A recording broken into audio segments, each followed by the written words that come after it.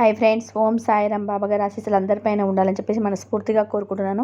అందరూ కూడా సుఖంగా, సంతోషంగా, ఆరోగ్యంగా ఉండాలని చెప్పేసి మనస్ఫూర్తిగా కోరుకుంటూ ముందుగా బాబాగారి పాద పద్మాలకు ఒకసారి నమస్కారం చేసుకొని వీడియోలోకి వెళ్దామండి. ఇక ఈరోజు బాబాగారు సాయిబాబా పిలుపు ద్వారా మనకు ఏం చెప్పబోతున్నారు అంటే, బిడ్డ, వచ్చే పౌర్ణమిలోపు అమ్మవారు నీతో ఏదో చెప్పాలంట. వినకపోతే చాలా నష్టమట. అది ఏదో నీ జీవితానికి సంబంధించిన ఒక రహస్యమట. బిడ్డ, ఎట్టి పరిస్థితుల్లోనూ ఈ పౌర్ణమి గడియలకు వదులుకోకు.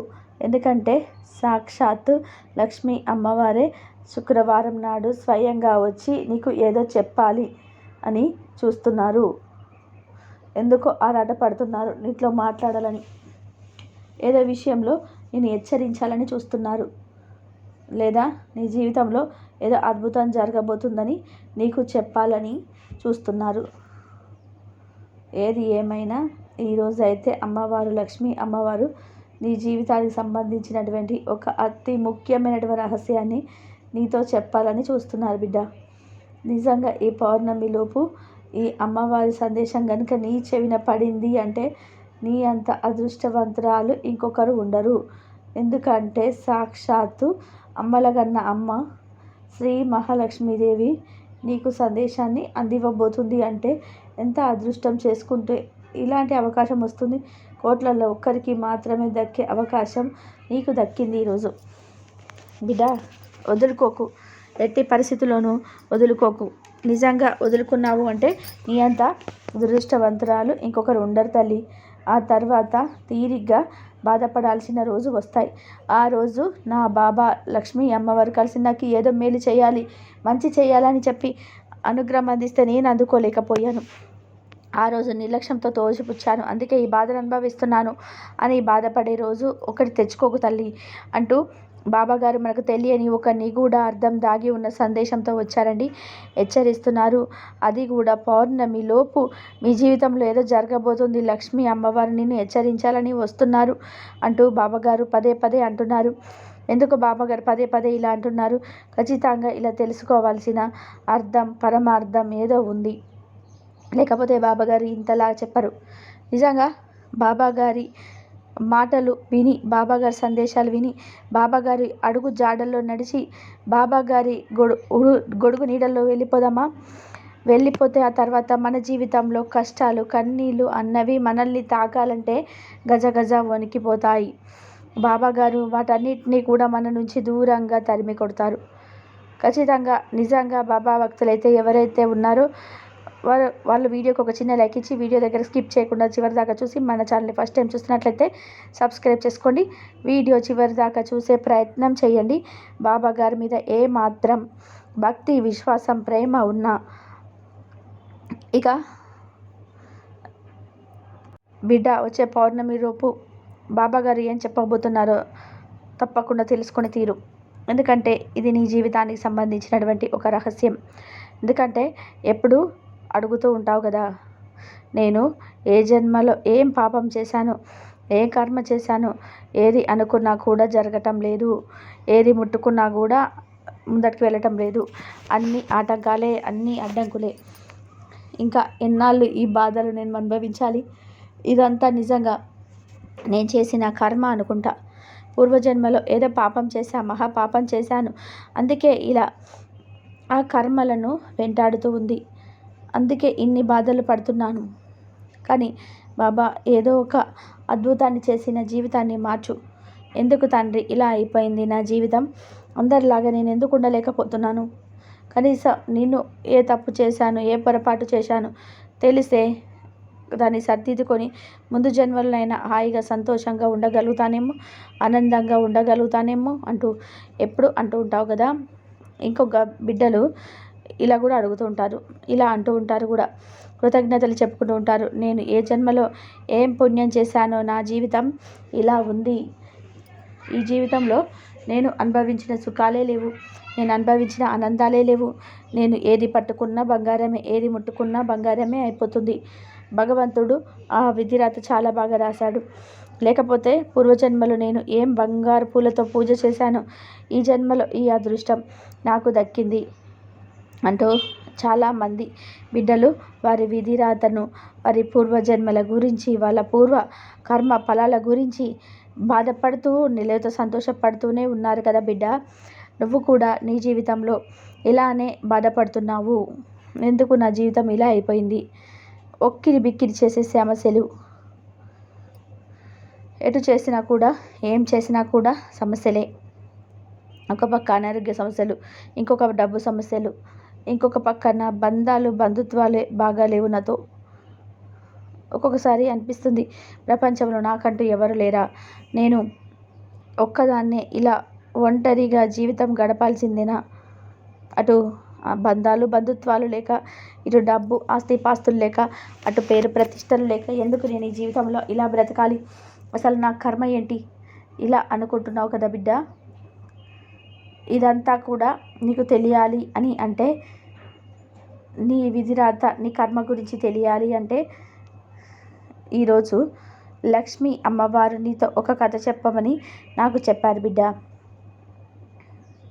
నీ బిడ్డ బాధలో ఉంది, తనకు ఓదార్పు కావాలి, నిట్టూర్పు కావాలి అని ఈ కథ నీకు చెప్పమని నాకు చెప్పింది అమ్మ. అందుకే ఈరోజు నీకు అందిస్తున్నాను. ఎందుకంటే సాక్షాత్తు ఆ అమ్మ, లక్ష్మీ అమ్మ భక్తుడికి జరిగిన ఒక చిన్న విషయం ఇది. ఆ భక్తుడి జీవితాన్ని ఎలా ఆమె మార్చేసిందో, ఆకలి బాధల నుంచి ఎలా తప్పించేసిందో, అలా నీ బిడ్డ కూడా బాధల నుంచి బయటపడాలి అంటూ ఆ అమ్మ నాకు చెప్పి పంపింది బిడ్డ. అందుకే నేను మరీ నీకు చెప్పాలి అనుకుంటున్నాను. నిజంగా నీ జీవితాన్ని నువ్వు మార్చుకోవాలి, నీ కష్టాల నుంచి నువ్వు బయటపడాలి అంటే ఇందులో నీ కొన్ని సమస్యలకు పరిష్కారం అనేది దొరుకుతుంది. వేరైతే కష్టాన్ని అనుభవిస్తున్నావో వాటి నుంచి బయటపడడానికి దారి తెలుస్తుంది. ఈ కష్టాలను ఎందుకు అనుభవిస్తున్నావో కూడా నీకు అర్థమవుతుంది అంటూ బాబాగారు ఇలా కథ చెప్పడం మొదలుపెట్టారండి. పూర్వం అవంతి రాజ్యాన్ని విక్రమార్కుడని రాజు పరిపాలించేవాడు. అతడికి రాజ్యాకాంక్ష ఎక్కువ. చాలా రాజ్యాల మీద దండయాత్ర చేసి తన స్వాధీనంలోకి తెచ్చుకునేవాడు. నిరంతరం ఎక్కువగా చేస్తూనే ఉండేవాడు. మహారాజు ఒకరోజు చాలా నిరుత్సాహంగా కనిపిస్తాడు. అప్పుడు మంత్రి ఉండి ఇలా అంటాడు, మహారాజా, ఈరోజు మీరు కొలువుకు రాలేదు, పైగా ఏదో ఆలోచిస్తూ ఉన్నారు, కొంత నిరుత్సాహంగా కూడా ఉన్నట్టు అనిపిస్తుంది అంటాడు మంత్రి. అవును మంత్రి గారు, అసలు ఇన్ని రోజులు లేని ఈ యుద్ధాలు ఎందుకు చేస్తున్నాను నేను, ఎంతమంది నా వల్ల బలవుతున్నారు, శత్రు సైనికులే కాకుండా మన సైనికులు కూడా అనేక మంది ప్రాణాలు విడుస్తున్నారు. ఇంతవరకు నేను వారి గురించి ఆలోచించిందే లేదు. ఇంతగా చేసి, ఇన్ని యుద్ధాలు చేసి ఏం సాధించానని, ఈ సంపద అంతా నీవు నా వారసుడు అనుభవించడానికేనా, నా యుద్ధాలు, నా పోరాటం అంతా అంటాడు. ఎప్పుడూ లేనిది ఆకస్మికంగా ఇలా మాట్లాడుతున్నారేంటి, ఏమైంది మహారాజా మీకు, యుద్ధం క్షత్రియ లక్షణం కదా, మన రాజ్యాన్ని రక్షించడానికి మాత్రమే యుద్ధం చేయాలి కానీ ఇతర రాజ్యాలను ఆక్రమించుకోవడానికి కాదనిపిస్తుంది అంటాడు మంత్రి. నిన్నటి వరకు మీరు ఇలా లేదే, ఏమైంది కాస్త వివరంగా చెప్తారా మహారాజా అని అనగా, ఉదయాన్నే సూర్య నమస్కారాలు చేసుకుంటూ ఉండగా ఒక వృద్ధురాలు తనకు వచ్చింది. మీ తరపున యుద్ధం చేసి నా కొడుకు మరణించాడు, నా భర్త సైతం ప్రాణాలని బలికొన్నావు, అందరి సమాధుల మీద నీ సామ్రాజ్యం నిర్మించుకుంటున్నావు. అంతేకాదు, నాలాగా వారి ఆధారం కోల్పోయిన వారు ఈ సామ్రాజ్యంలో ఎంతమంది ఉన్నారో తెలుసా. వారి ఉసురంతా నీకు తగలకపోదు, వారి కడుపు మంటంతా కూడా నీకు తగలకపోదు, వారి కడుపు కోత నీకు కావలించేస్తుంది అని ఒక పెద్ద ఆవిడ శాపనార్థాలు పెట్టింది. ఎవరు నువ్వు ముసలిదాన, నన్ను ఎదిరించి మాట్లాడతావా, అంత ధైర్యం నీకు ఎక్కడి నుంచి వచ్చింది అంటాడు రాజు. ఏం చేస్తావు మహారాజా, మహా అయితే నన్ను చంపుతావు, ఎంతోమందిని బలిగొన్న నీకు నన్ను చంపడం ఒక లెక్క, పోయిన జన్మలో ఎంత పుణ్యం చేసుకుంటానో ఇలా లభించింది, నువ్వు దాన్ని సద్వినియోగం చేసుకోకుండా ఎన్నో పాపాలు చేస్తున్నావు, ఈ పాపాలు తప్పకుండా ఈగ జన్మ లభిస్తుంది అంటుంది ముసలావిడ. దానికి రాజు ఉండి ఇలా అంటాడు, అన్నీ తెలిసిన దానిలాగా మాట్లాడుతున్నావే, బాగింది చాలు, నీ కత్తి తీయక ముందుకే ఇక్కడ నుంచి వెళ్ళిపో అంటాడు. నీకు కత్తి తీయడం తప్ప ఏం తెలుసు మహారాజా, అయినా నువ్వు ఈ జన్మలో మారవు, నీకు ఈ వచ్చే జన్మ ఎలాంటి జన్మ వస్తుందంటే అసలు నువ్వు ఊహించుకుంటేనే గజ వణికిపోతావు, అటువంటి జన్మ నీకు వస్తుంది అంటూ పెద్ద ఆవిడ శాపనార్థాలు పెట్టి వెళ్ళింది. అసలు ఈ జన్మలో ఏంటి మంత్రి గారు, ఈ జన్మలు అనేటివి నిజంగానే ఉన్నాయా? పోయిన జన్మలో నేనంత పుణ్యం చేసుకున్నానా? ఈ జన్మలో నేనంత పాపం చేస్తున్నానా? అసలు పోయిన జన్మ ఉండడం నిజమైతే ఆ వృద్ధురాలు చెప్పినట్టు వచ్చే జన్మలో నాకు అంత హీనమైన జన్మ లభిస్తుందా? నాకు అంత అయోమయంగా ఉంది. దీని గురించి నీకేమైనా తెలుసా మంత్రి గారు అంటాడు. పెద్దలు చెప్పింది విని తెలుసుకోవడం తప్ప నాకు మాత్రం ఏం తెలుసు మహారాజా. మన కర్మలను బట్టి మన జన్మ నిశ్చయించి ఉంటుందని పెద్దలు ఎప్పుడూ చెప్తూ ఉంటారు అంటాడు మంత్రి. అదే నిజమైతే నేను పోయిన జన్మలో ఎవరు, నేను చేసిన పుణ్యం ఏంటి, ఆ వివరాలు నాకెవరు తెలియజేస్తారు అంటాడు మహారాజు. పోయిన జన్మ విషయాలు మనకే మాత్రం గుర్తుండవు కదా మహారాజా. మన దగ్గర ఉన్న జ్యోతిష్యులు కూడా రాబోయే భవిష్యత్తు గురించి చెప్పేవారే కానీ పోయిన గత జన్మ గురించి వారికి కూడా తెలియజేసే అంత తెలివి లేదని అనుకుంటున్నాను. అంతవరకు అలాంటి వారిని ఇంతవరకు కూడా నేను చూడలేదు. అయితే ఒక పని చేయండి, రాజ్యంలో దండోర వేయించండి అంటాడు రాజు. ఇక రాజుగారి గత జన్మ వివరాలు తెలియజేసిన వారికి 1,00,000 వరహాలను అందజేయబడును. అంతేకాక మరొక ముఖ్యమైన విషయం ఏమిటంటే, ఆ వివరాలు గనక మీరు తప్పుగా చెప్తున్నారు అని రాజుగారు భావిస్తే వెంటనే ఉరి తీయడం కూడా జరుగుతుందని అంటూ దండోర వేయిస్తాడు. అలా రాజుగారి గత జన్మ వివరాల గురించి దండోర వేయించడం జరుగుతుంది. అది విని కొంతమంది ముందుకు వస్తారు. వారు ఎవరు సరిగ్గా చెప్పలేదని రాజుగారు నమ్మటంతో వారికి శిక్ష విధిస్తాడు. ఒక పేద పూజారి అయినటువంటి లక్ష్మీ అమ్మవారి దేవాలయంలో అర్చకుడు ఉంటాడు. ఆయన భార్య ఇలా అంటుంది, ఏమండి, ఇంట్లో కాస్త ధాన్యం ఉంటే గంజి కాశాను, ఇది తాగి వెళ్ళండి అంటుంది.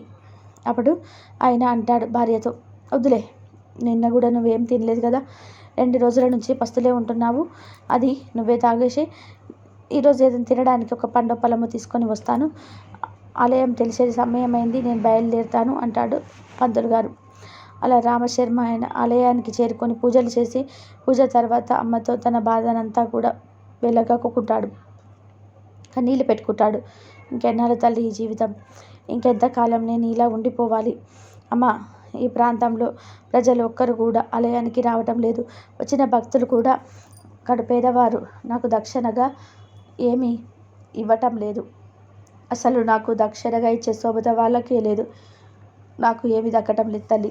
నా భార్య నేను చాలా రోజులుగా పస్తులు ఉంటున్నాము, నేను ఆకలితో ఉన్నందుకు నాకు బాధగా లేదు తల్లి, కానీ నేను ఆకలితో చనిపోతే రేపటి నుండి ఈ పూజలు చేసేవారు ఉండరని నాకు చాలా బాధగా ఉందమ్మా. ఈ ఆలయానికి వచ్చేవారెవరు, ఈ ఆలయాన్ని శుభ్రం చేసేవారెవరు, నీకు నిత్యం అభిషేకాలు చేసేవారెవరు, నేను అలంకరించేవారెవరు, నీకు నైవేద్యం పెట్టేవారెవరమ్మా, నేను పోతే అన్న బెంగ నాకు పట్టుకుంది తల్లి అని బాధపడతాడు. నాయనా బాధపడకు, ఎదురుగా ఉన్న పువ్వులు అక్షింతలు తీసుకొని ఈ దేశపు రాజుగారి దగ్గరికి వెళ్ళు, అతని దగ్గరికి వెళ్ళి తన పూర్వజన్మ వివరాలు తెలియజేస్తారని చెప్పు అని అంటుంది అమ్మవారు. అమ్మ, నాకు రాజుగారి పూర్వజన్మ వివరాలు అసలు తెలియవు కదమ్మా, ఎలా తెలుస్తాయి, పైగా తప్పు కనుక చెప్తే శిక్ష విధిస్తున్నారని తెలిసింది అంటాడు. దానికి అమ్మవారు ఇలా అంటారు, నువ్వు చైతన్యపురి అని గ్రామానికి వెళ్ళు, అక్కడ ఒక గుడ్డి ఎద్దు ఉంటుంది, దాని దగ్గరికి వెళ్ళి ఈ పువ్వులు అక్షింతలు ఆ గుడ్డి ఎద్దు మీద చల్లి దాన్ని గనక నువ్వు రాజుగారి పూర్వజన్మ గురించి అడిగితే రాజుగారికి సమాధానం దొరుకుతుంది అంటుంది అమ్మవారు. అలాగే తల్లి, నువ్వు చెప్పినట్టే బయలుదేరి నీ రాజ్యాన్ని చేరుకుంటాను అంటాడు రామశర్మ. అలా పువ్వులు అక్షింతలను ఒక మూట కట్టుకొని రామశర్మ ఇంటికి వెళ్తాడు. అప్పటికే భార్య ఇంట్లో పంచభక్ష పరమాన్నాలతో చక్కగా భోజనం సిద్ధం చేసి ఉంచుతుంది. ఇక భార్యతో ఇలా అంటాడు, మనకు మంచి రోజులు రాబోతున్నాయి అని. దానికి అతని భార్య, మంచి రోజులు రావడం ఏంటండి, ఈరోజే మంచి రోజులు వచ్చేసాయి, ఈరటు వెళ్ళగానే నాన్నగారికి ఎవరో బాగున్నారట, 100 బంగారు నాణ్యాలను మీకు ఇవ్వవలసి ఉందని అది తీసుకొచ్చి చిట్టి ఇంటికి కావలసిన సరుకులన్నీ కూడా అందించి వెళ్ళాడు. ఈరోజు మన పంచభక్ష పరమాన్నాలతో భోజనం చేయబోతున్నాం, అందుకే భోజనాలన్నీ కూడా సిద్ధం చేశాను అంటుంది. అవునా, నాకు తెలియకుండా మా నాన్నగారికి బాకీ ఉన్నది ఎవరు, అంతా ఇది అమ్మ దయే అనుకుంటాను, నాకు తెలిసి రాణిగారికి ఇవ్వాల్సిన వారు ఎవరూ లేరు అంటాడు రామశర్మ. సరే, నేను చెప్పబోయేది విను. రాజుగారి పూర్వజన్మ వివరాలను తెలియజేసిన వారికి 1,00,000 బంగారు నాణాలను బహుమతిగా ఇస్తానని ప్రకటించారు కదా. నేను రేపే ఆ వివరాలను తెలియచేయడానికి రాజధాని వెళ్తున్నాను అంటాడు. ఎందుకు వచ్చిందండి? వివరాలు సరిగ్గా చెప్పకపోతే శిక్ష విధిస్తున్నారట కదా అని అంటుంది భార్య. దానికి రామశర్మ ఇలా అంటాడు. లేదు, ఉదయం భయపడకు, అమ్మ అన్ని వివరాలు చెప్పి పంపింది. రాజుగారు ముందు జన్మ గురించి చెప్పి పంపింది. దానికి నువ్వు బాధపడాల్సిన పని అస్సలు లేదు. ధైర్యంగా ఉండు, నేను వెళ్ళొస్తాను అంటాడు రామశర్మ. సరే అండి, నిజంగా ఇదంతా అమ్మవారి అనుగ్రహమే అనిపిస్తుంది. లేకపోతే మన జీవితంలో ఇంత డబ్బు రావటం ఏంటి? ఎవరు మనకి ఇవ్వాల్సిన డబ్బు అంటూ ఇచ్చి కావలసిన సరుకు ఇంటికి తెచ్చి ఇవ్వడం ఏంటి? అంతా కూడా ఇది అమ్మవారి దయే. ఇదంతా కూడా అమ్మవారి అనుగ్రహమే. అందుకే మనకు అంతా మంచి జరుగుతుంది. మనకు మంచి రోజులు మొదలయ్యాయి అనిపిస్తుంది అని అంటుంది భార్య. సరే, రేపు బయలుదేరి రాజధానికి వెళ్తాను అంటాడు. అలా రాజధానికి బయలుదేరి వెళ్ళి రాజుగారికి తాము ఎందుకు వచ్చారో వివరిస్తాడు రామశర్మ. అయితే మహారాజు ఇలా అంటాడు. నా పూర్వజన్మ గురించి వివరించడానికి వచ్చాడనమాట. అయితే నీకు ఒక షరతు గుర్తుంది కదా, నువ్వు చెప్పింది నిజం కాకపోతే నిన్ను ఉరి తీయడం ఖాయం అంటాడు. దాంతో రామశర్మ, నాకు ఎలాంటి భయము లేదు రాజా, ఎందుకంటే నాకు స్వయంగా అమ్మవారే చెప్పారు అంటాడు. సరే చెప్పండి మీకు తెలిసిన వివరాలు అంటాడు మహారాజు. మహారాజా, ఎక్కడికి తూర్పు దిక్కున ఉన్న చైతన్యపురిలో సాంబయ్య అనే ఒక రైతు దగ్గర ఒక కుంటి ఎత్తు ఉంటుంది. దాని దగ్గరికి వెళ్ళి ఈ అక్షింతల పువ్వులు చల్లి దాన్ని గనక నీ పూర్వజన్మ గురించి అడిగితే నీకు తప్పకుండా సమాధానం దొరుకుతుంది అని చెప్తాడు రామశర్మ. ఏంటి, ఈ పువ్వులు అక్షింతలు తీసుకెళ్ళి గుడ్డి ఎద్దు మీద చాలా, అది నాకు సమాధానం చెప్తుందా? ఎద్దు మాట్లాడుతుందా? నువ్వు చెప్పేది నమ్మశక్యంగా లేదు. వెంటనే ఇతన్ని తీసుకెళ్ళి ఉరి తీయండి అంటాడు మహారాజు. అప్పుడు రామశర్మ ఉండి ఇలా అంటాడు. మహారాజా, అమ్మల కన్నా అమ్మ అనుకున్నది అంటే ఈ సృష్టిలో దేని చేతనైనా మాట్లాడించగలదు, ఎంతటి అద్భుతాన్నైనా చేయగలదు. సాక్షాత్తు అమ్మే చెప్పిందంటే ఆ మాట పొల్లుబోదు. అందుకు మీకు సందేహం ఉందో మీరు వెళ్ళి ఆ గుడ్డి ఎద్దుని అడిగి మీ పూర్వజన్మ విషయాలను అడిగి కనుక్కొని రండి అంటాడు రామశర్మ. దానికి మంత్రి ఉండి ఇలా అంటాడు. మహారాజా, ఇతడిని ఇక్కడనే మన దగ్గరే ఉంచుకుందాం. ఇతను చెప్పిన దగ్గరికి వెళ్ళి సమాధానం తెలుసుకొని వద్దాం. ఒకవేళ ఆ ఎద్దు చెప్పలేదు అంటే ఈ వ్యక్తిని శిక్షిద్దాం అని అంటాడు మంత్రి. సరే, ఏ నోట్లో ఏ సమాధానం దాగి ఉందో ఎవరికి తెలుసు, మన ప్రయాణానికి సిద్ధం చేయండి అని చైతన్యపురి అనే గ్రామానికి సైన్యంతో చేరుకుంటాడు మహారాజు. అక్కడికి వెళ్ళి ఆ రైతును కలుసుకొని ఇలా అంటాడు. మహారాజా, మీరు నాలాంటి సామాన్యులకి ఇంటికి వచ్చారు అంటాడు రైతు. అవును సాంబయ్య, నీ దగ్గర ఒక గుడ్డి ఎద్దు ఉందట కదా, దానికోసం వచ్చాను. అది ఎక్కడుంది అంటాడు మహారాజా. ఆ ఎద్దుకు మీరు ఇంత కోసం ప్రయాణం చేసి రావాలా మహారాజా? మీ కోరిక ఇదే అయితే నేనే ఆ ఎద్దును తీసుకొని మీ రాజధానికి వచ్చేవాడి కదా అని అంటాడు రైతు. అదంతా తర్వాత మాట్లాడుకోవచ్చు, కానీ ముందు ఆ ఎద్దు ఎక్కడుందో చెప్పండి. సాయంత్రం సమయం దాటేలోపు నేను ఆ ఎద్దును కొని ప్రశ్నలు అడగాలి అంటాడు మహారాజు. నా కోడ్ల చావట్లో ఉంది మహారాజా, రండి తీసుకెళ్తాను అని అక్కడికి తీసుకెళ్ళి ఇదిగో ఇదే ఆ గుడ్డి ఎద్దు, ఇది పుట్టుకతోటే గుడ్డిది అని అంటాడు ఆ రైతు. మహారాజు ఇలా అంటాడు. సరే, ఇదంతా ఇక్కడి నుంచి పక్కకు వెళ్ళిపోండి, నేను ఒంటరిగా ఈ ఎద్దును కొన్ని ప్రశ్నలు అడగాలి అని మహారాజు చెప్పగానే వారందరూ కూడా పక్కకు వెళ్ళిపోతారు. రాజు ఎద్దు దగ్గర నిలబడి తాను తీసుకొచ్చిన అక్షింతల పువ్వులు కొన్ని తీసి ఆ ఎద్దు మీద చల్లుతాడు. వెంటనే ఆ ఎద్దుకు కళ్ళు వచ్చి, మహారాజా, నేను మీకోసమే ఎదురు చూస్తున్నాను, ఎప్పుడైతే వస్తారో ఆ రోజే నాకు ఈ జన్మ నుండి విముక్తి కలుగుతుంది అంటుంది ఆ ఎద్దు. మహారాజు ఇలా అంటాడు. చాలా చక్కగా మాట్లాడుతుంది అనుకొని, నేను ఎందుకు వచ్చానో నీకు తెలిసే ఉంటుంది, మరి నా పూర్వజన్మ వివరాలు నాకు తెలియజేస్తావా అని అడుగుతాడు మహారాజు. తప్పకుండా మహారాజా, మన అవంతి నగరానికి దక్షిణిక్కుగా ఒక పెద్ద మర్రి చెట్టు ఉంది. ఆ మర్రి చెట్టు మీద ఒక పిశాచి నివసిస్తూ ఉంది. అమావాస్య రోజు మీరు ఈ పువ్వులను అక్షింతలను తీసుకుని వెళ్ళి దాని మీద చల్లితే మీకు తప్పకుండా సమాచారం దొరుకుతుంది. నేను మీకు అంతవరకు మాత్రమే చెప్పగలను అంటుంది.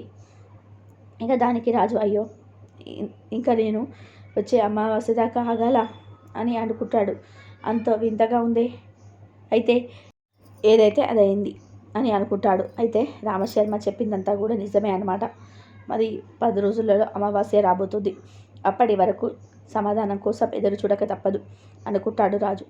ఇలా అనుకొని రాజధానికి చేరుకొని రామశర్మను పిలిచి సకల మర్యాదలు చేస్తాడు.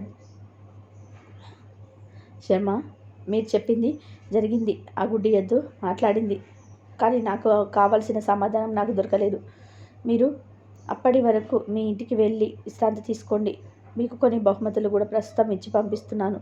నాకు పూర్తి సమాధానం దొరికిన తర్వాత మీకు ప్రకటించిన 1,00,000 బంగారు నాణాలు తప్పకుండా మీకు సమర్పించుకుంటాను అంటాడు రాజు. ఆ అమ్మవారి వాక్కు పొల్లుపోదు మహారాజా. మీకు సమాధానం దొరకాలని అమ్మవారిని ప్రార్థిస్తున్నాను. మీకు ఇక నాకు సెలవిప్పించండి అంటూ వెళ్ళిపోతాడు రామశర్మ. ఇక అమావాస్య వరకు వేచి ఉండి తక్షణ దిక్కుకు ఉన్న శ్మశానానికి చేరుకుంటాడు మహారాజు. అక్కడ ఉన్న పెద్ద మర్రి చెట్టు దగ్గరికి వెళ్ళి ఆ పిశాచితో ఇలా అంటాడు. నేను విక్రముని మహారాజుని. నేను నీ నుండి ఒక సమాధానం కోసం వచ్చాను అని అంటాడు. దాంతో ఆ పిశాచి, ఓ మహారాజా, ఈ పిశాచాలతో మీకేం పని అని అనగానే మహారాజు చేతిలో నక్షత్ర పూలను ఆ పిశాచి మీద చల్లుతాడు. అప్పుడు ఆ పిశాచి, నేను మీకు సమాధానం చెప్తాను, కానీ నేను సమాధానం చెప్పి ముగించే చివరిలో నువ్వు ఇక్కడి నుంచి వెళ్ళిపోవాలి, లేకుంటే నువ్వు నా చేతిలో చస్తావు అని అంటుంది. సరే, నువ్వు సమాధానం ముగించేలోపు నేను ఇక్కడి నుంచి వెళుతాను అంటాడు రాజు. మహారాజా, మీ రాజ్యంలో ఆర్థిక పని చేస్తుండగా వాసుదేవుడి కుమార్తె మీకు సమాధానం చెబుతుంది. దానికోసం మీరు వచ్చే పౌర్ణమి దాకా ఆగాల్సి ఉంటుంది. అంతేకాదు, ఆమె నీకు దగ్గర బంధువు కూడా అవుతుంది. మహారాజా, నా సమాధానం చెప్పడం పూర్తి అవుతుంది. నువ్వు వెళ్ళిపోయావా వెళ్ళు, లేకపోతే నా చేతిల్లో ప్రమాణాన్ని కోల్పోతావు. ఇంకా నాకు 200 ఏళ్ళు ఇలా పిశాచి జన్మగా జన్మించవలసిన, బతకాల్సిన రాత రాసి పెట్టుంది అంటుంది పిశాచి. ఏంటి, మన రాజ్యంలో మంత్రి కుమార్తె నాకు సమాధానం చెప్తుందా? పైగా ఆమె దగ్గర బంధువు అవుతుందని పిశాచి చెప్తుంది. ఆ మంత్రి అసలు క్షత్రియుడే కాదు, నాకు బంధువు ఎలా అవుతాడు అని సమాధానం ఎలా చెప్తుంది? ఇదంతా కూడా ఏదైతే నాకు నిజం పూర్వజన్మ గురించి త్వరలోనే జరగబోతుందన్నమాట. వచ్చే పౌర్ణమి వరకు వేచి ఉండాల్సిందే అనుకుంటాడు మహారాజు. అలా మహారాజు ఆర్థిక మంత్రిని పిలిపించి జరిగిందంతా చెప్పి తన కుమార్తెను వచ్చే పౌర్ణమి రోజు కలవడానికి ఏర్పాట్లు చేయమని ఆజ్ఞాపిస్తాడు. పౌర్ణమి రోజు రానే వస్తుంది. అమ్మాయి వద్దకు చేరుకున్న రాజు ఇలా అంటాడు. అమ్మా, నీ పేరు భవానీ అంట కదా, చాలా బాగుంది. ఇక్కడికి నేను ఎందుకు వచ్చానో తెలుసా అంటాడు మహారాజు. తెలియదు మహారాజా, చెప్పండి, ఎందుకోసం వచ్చారు అంటుంది ఆమె. అప్పుడు మహారాజు, నా పూర్వజన్మ గురించి నీకు తెలుసంట, నిజమేనా? అది నీకు గుర్తుందా? గుర్తుంటే చెప్పావా అని అంటాడు మహారాజు. అలా చెప్పి పూలను అక్షింతలను ఆమె మీద చల్లి, ఇప్పుడు చెప్పమ్మా అని అంటాడు. నేను నా పూర్వజన్మ గురించి తెలుసుకోవాలనుకుంటున్నాను అంటాడు రాజు. దాంతో ఆమె ఇలా అంటుంది. అవును మహారాజా, ఇప్పుడే మన పూర్వజన్మ గురించి నాకు అంతా గుర్తుకు వస్తుంది. మహారాజా, పూర్వజన్మలో మీరు ఒక పేద బ్రాహ్మణుడు. మీకు ఒక భార్య, కొడుకు, కోడలు ఉన్నారు. మీకు ప్రతిరోజు కూడా తినడానికి తిండి కూడా ఉండేది కాదు. ప్రతిరోజు భిక్షాటన చేసి వచ్చిన దాంతో జీవితం గడుపుతూ ఉండేవాడు. అలా ఉండగా 2 రోజులుగా మీకు ఎటువంటి భోజనం ఉండదు. మీరు ఎలాగోలాగా 4 గుప్పెళ్ళ ధాన్యాన్ని భిక్షాటన ద్వారా సంపాదించి ఇంటికి తీసుకొచ్చి మీరు తీసుకొచ్చిన ధాన్యాన్ని చూసి ఎంతో సంతోషపడుతుంది అత్యాశ కలిగిన కళ్యాణి అనేటువంటి ఈ భార్య. వాటిని కోడలికిచ్చి, ఇదిగో భాగ్య, పెరట్లో కోసిన కాయగూరలు తెచ్చి ఊరొండు, ఈ ధాన్యంతో అన్నం వండు, ఈరోజు మంచి భోజనం చేయాల్సిందే అంటుంది. 2 రోజుల నుంచి అన్నం లేకపోయేసరికి చాలా ఆకలిగా ఉన్నట్టున్నారు. త్వరగా వంట చేసి వడ్డించమ్మా అని అంటాడు మీ కొడుకు. ఇక మీరు తెచ్చిన ధాన్యం ఇద్దరికి కూడా సరిపోదు, కానీ ఏం చేద్దాం, నలుగురం కూడా దాన్ని పంచుకొని తినాలి అంటుంది మీ భార్య. అలా భోజనం అంతా సిద్ధం చేసుకునే సమయానికి 4 ఆకుల్లో భోజనం వడ్డించుకొని తినడానికి కూర్చుంటారు. అదే సమయంలో అటుగా వెళ్తున్న ఒక బాటసారి వస్తాడు తన భార్యతోటి. అయ్యా, చాలా ఆకలిగా ఉంది, తినడానికి ఏమైనా పెట్టండి అని పిలుస్తాడు. ఇక అంతటిలో మీరు బయటకు వెళ్ళి ఆ వచ్చిన వ్యక్తితో మీరు ఎవరని అడుగుతారు. ఆ వ్యక్తి అంటాడు, అయ్యా, మేము కాశీకి వెళ్తున్న బాటసారిలో, దాని మధ్యలో ఆ దగ్గర ఉన్న డబ్బులన్నీ దొంగలు దోచుకున్నారు. మా దగ్గర ఉన్న బంగారాన్ని అన్నిటినీ కూడా దోచుకున్నారు. తినడానికి తిండి లేక, డబ్బులు కూడా లేక చాలా ఆకలితో అల్లాడిపోతున్నాం. చాలా ఆకలిగా ఉందయ్యా, 4 రోజుల నుంచి అన్ని మార్గంలో ప్రయాణాలు చేసి ఈ ఊరు చేరుకున్నా. నా భార్య ఆకలితో అలమటిస్తుంది. మాకు కాస్త భోజనం ఏర్పాటు చేయగలరా అంటూ ఎంతో ఆకలితో అడుగుతాడు ఆ వ్యక్తి. మీరు ఒక్క క్షణం కూడా ఆలస్యం చేయకుండా మీరు వెంటనే కాళ్ళు కడుక్కొని సిద్ధంగా ఉండండి. మీకు భోజనం ఏర్పాటు చేస్తాను అని చెప్పి లోపలికి వెళ్ళి చూడు, మన ఇంటికి 2 అతిథులు వచ్చారు. వారు 4 రోజులుగా భోజనం లేకుండా మనం తినే దాంట్లోనే వారికి కొంత పెడదాము అని అంటారు. చాలా పాపం, ఆకలిగా ఉంది, ఎంతో బాధపడిపోతున్నారు అంటారు మీరు. దాంతో మీ భార్య మీ మీద విరుచుకుపడుతుంది. ఏంటి మనకి భోజనం సరిపోదు అంటే మళ్ళీ ఇంకా అతిథుల్ని 2 తీసుకొచ్చారా? ఇది బాగానే ఉంది, ఇది భోజనం పెట్టడం కుదరదు, వెళ్ళిపోమని చెప్పని అంటుంది ఆవిడ. ఆకలితో ఉన్న వాళ్ళకి అలా చెప్పి పంపడం భావ్యం కాదు అని మీరు అంటారు. నాకు తెలియదు, ఇక్కడ 4 ఆకుల్లో భోజనం ఉంది. అందులో 2 ఆకులు నాకు, నా కొడుక్కి కావాల్సిందే. మిగిలిన 2 ఆకులు కావాలంటే వాటికి మీరు ఇచ్చుకోండి. నేను, నా కొడుకు అస్సలు వస్తూ ఉండడం కుదరదు అంటుంది ఆవిడ. సరే, మీ 2 భోజనం మీరు చేయండి అంటూ అమ్మ భవానీ అని పిలుస్తాడు కోడల్ని. మామయ్య గారు, మీరు నన్ను అడగాల్సిన అవసరం లేదు. నా వంతుగా వచ్చిన భోజనం అతిథులకి ఇవ్వడానికి సిద్ధంగా ఉన్నాను అంటుంది కోడలు. సరే, నువ్వైనా నన్ను అర్థం చేసుకున్నావు. అతిథులకు నేను మన 2 భోజనం సమర్పిస్తాను అని అంటాడు వీరు. అలా మీరు నేను మన వంతు భోజనాన్ని అతిథులకు ఇచ్చేశాం. అందుకు ప్రతిఫలంగా ఈ దేశానికి మహారాజుగా మీరు, ఈ దేశ ఆర్థిక మాదిరిగా నేను జన్మించాం. ఈ కథలో నీ కొడుకు ఎవరో కాదు, ముందు జన్మలో మీ కొడుకు. ఇప్పుడు మీరు ప్రశ్న ఎవరినైతే అడిగారో ఆ గుడ్డి ఎద్దు మీ కొడుకే. శ్మశానంలో కలిసిన పిశాచి ఎవరైతే ఉన్నారో ఆమె మీ భార్య. అయితే నేను చేసిన ఇంత చిన్న దానికే ఇంత ప్రతిఫలం దక్కిందా అని అడుగుతాడు మహారాజు. మహారాజా, దానం చిన్నదా పెద్దదని కాదు, ఇక్కడ ఏ సమయంలో ఎవరికి దానం చేశామన్నది ముఖ్యం. వారికి ఆ రోజు ఆహారం అందకపోతే చనిపోయే అవకాశం ఉండేది. కానీ ఆ సమయంలో మీరు వారికి భోజనం పెట్టారు. అంతేకాకుండా నా చేత కూడా వారికి అన్నం పెట్టించి ఆకలి తీర్చేలా చేశారు అంటుంది మంత్రి కూతురు. అంతేకాకుండా కాశీ యాత్ర చేస్తున్న వారికి ఆకలి తీర్చారు. అదే మీకు ఇంత పుణ్యాన్ని తెచ్చిపెట్టింది. అది మీకు, నాకు కూడా అని అంటుంది మంత్రి కూతురు.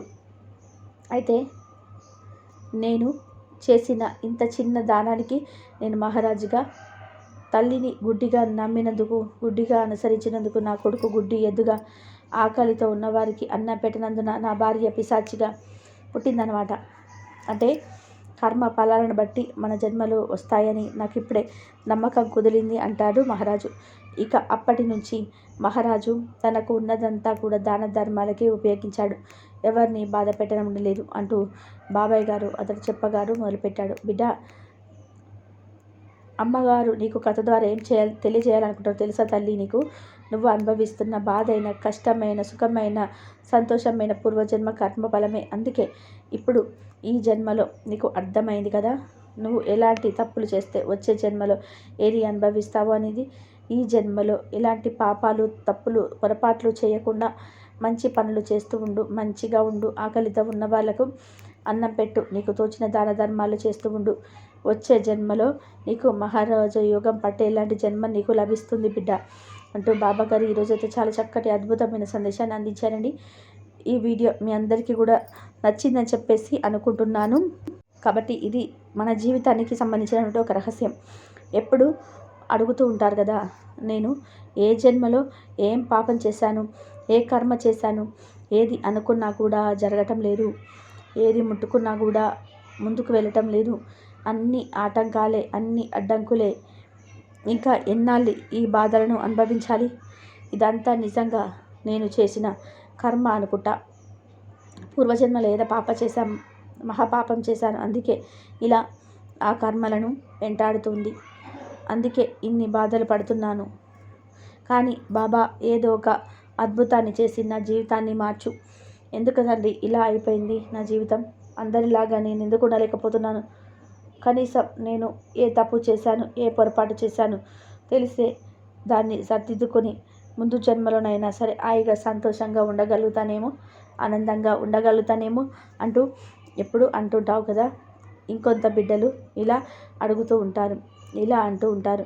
కృతజ్ఞతలు చెప్పుకుంటూ ఉంటారు. నేను ఏ జన్మలో ఏం పుణ్యం చేశానో నా జీవితం ఇలా ఉంది. ఈ జీవితంలో నేను అనుభవించిన సుఖాలే లేవు, నేను అనుభవించిన ఆనందాలే లేవు. నేను ఏది పట్టుకున్నా బంగారమే, ఏది ముట్టుకున్నా బంగారమే అయిపోతుంది. భగవంతుడు నా విధిరాత చాలా బాగా రాశాడు. లేకపోతే పూర్వజన్మలో నేను ఈ బంగారు పూలతో పూజ చేశాను, ఈ జన్మలో ఈ అదృష్టం నాకు దక్కింది అని చెప్పేసి అనుకుంటూ ఉంటారు చాలామంది బిడ్డలు. వారి విధిరాతను, వాళ్ళ పూర్వజన్మల గురించి, వాళ్ళ పూర్వ కర్మ ఫలాల గురించి బాధపడుతూనే లేదు సంతోషపడుతూనే అంటూనే ఉంటారు కదా. నువ్వు కూడా నీ జీవితంలో ఇలానే బాధపడుతున్నావు, ఎందుకు నా జీవితం అని. ఇదండి ఈరోజు వీడియో. ఈ వీడియో కనుక మీకు నచ్చినట్లయితే ప్లీజ్ లైక్ చేయండి, షేర్ చేయండి, సబ్స్క్రైబ్ చేయండి. సర్వేజన సుఖిన భవంతు. అందరూ బాగుండాలి, అందరిలో మనం ఉండాలి. ఓం సాయిరామ్.